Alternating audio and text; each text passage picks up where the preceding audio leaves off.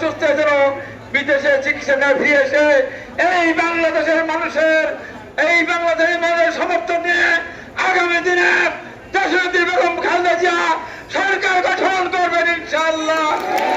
আর এই সমসাময়িক পৃথিবীর সবচেয়ে জনপ্রিয় নেতা দেশনেত্রী বেগম খালেদা জিয়ার পরে আগামী দিনে রাষ্ট্রনায়ক বিএনপির ভারপ্রাপ্ত চেয়ারম্যান ঢাকা আন্তর্জাতিক বিমানবন্দরে যেদিন ফিরে আসবেন লক্ষ লক্ষ না 1 থেকে 1.5 কোটি মানুষ বিমানবন্দরে হাজির হবে গণমানকে সম্পর্ক জন্য। এই কথা বলে আমি আমার বক্তব্য শেষ করছি।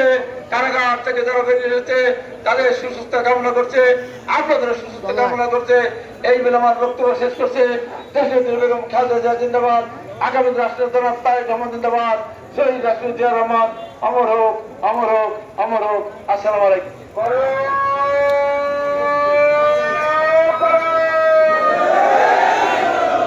সদ্য কারামুক্ত বিএনপির সাবেক সহসভাপতি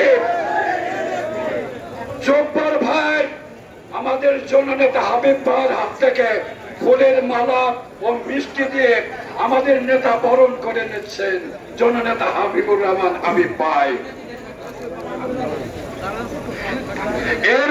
এরপর ফুলের মালা ও মিষ্টি দিয়ে বরণ করে নিচ্ছে আমাদের প্রাণপ্রিয় নেতা জননেতা ডাবলু ভাইকে, সদ্য কারামুক্ত ডাবলু ভাইকে, আনোয়ার হোসেন ডাবলু ভাইকে পালন করে নিচ্ছে জননেতা হাবিবুর রহমান হাবিব ভাই।